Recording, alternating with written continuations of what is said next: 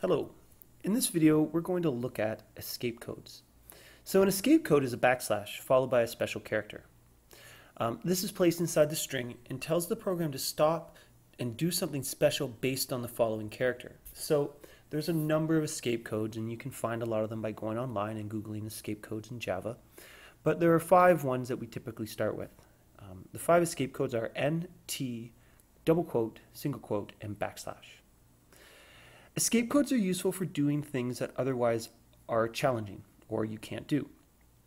For now, escape codes are useful for inserting a couple types of characters as well as some formatting. But later on, escape codes become really useful for doing a number of other things. So let's just do an example here to make sure we understand it.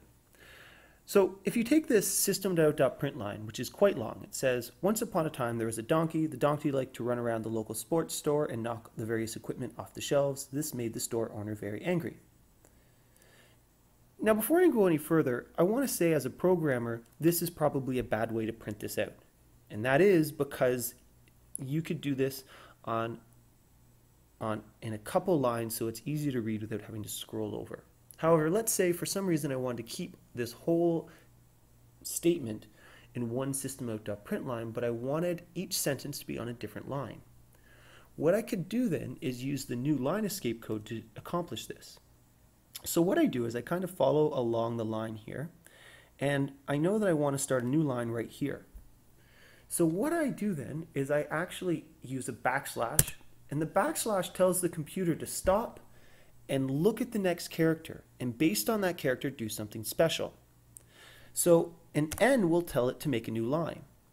So I add a backslash N there, and I come across here. Oh, and I want a new line here, so I'm going to put another backslash N here. And I'm going to actually take the space out, because otherwise I'm going to get a spacing issue. So now watch, when I run this, I get I get this reprinted, but each sentence on a new line. So this new line escape code is useful with the system.out.println line, but where it is really useful is in the J option pane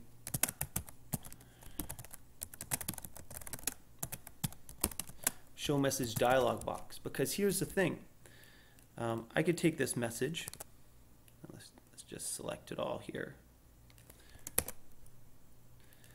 I could take this message and I can put it right into here. There we go.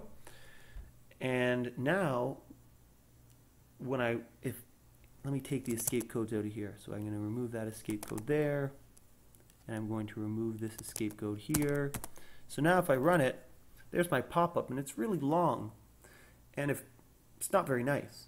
So what I do to make it look a little nicer is I come back to my show message dialog, and I do I add the escape code \n. A nice way to remember backslashes are cool, so they lean backwards. So right there, it kind of leans backwards. I had trouble for a long time remembering which one was a backslash and a slash until someone told me that. So we're going to add a new line here.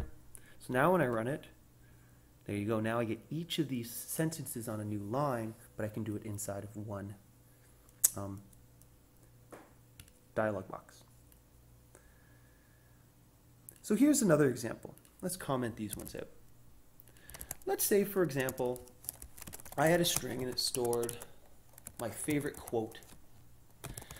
And my favorite quote was, "A moose with 3 shoes lacks nothing but a shoe." Whatever.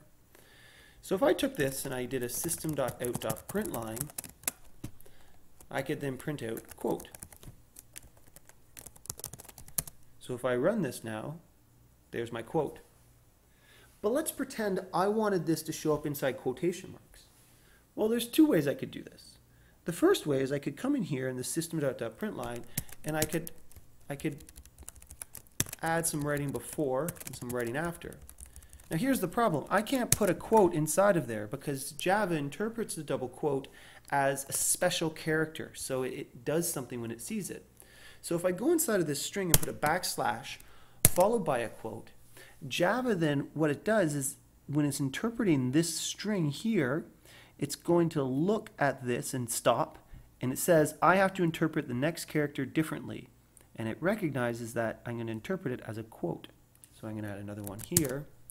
And now when I run this, it actually prints the quotes out to the screen for me. So if you're designing a game or something and you want to have some dialogue, this is how you get quotes into it. Another way you could do this, and this is something people don't often recognize, is that you could add the escape code directly into your string up here. So now, there's my dialogue. We'll do an example of where the tab is useful a little later when we do some loop structures. So again, just to sum up, an escape code is a backslash followed by a special character, and it's always put inside of a string.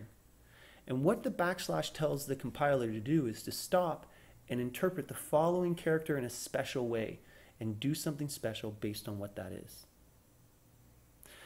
And finally, I just want to remind everyone is as you're learning to program, often we forget about the user experience and we often forget about the other person that is reading your code.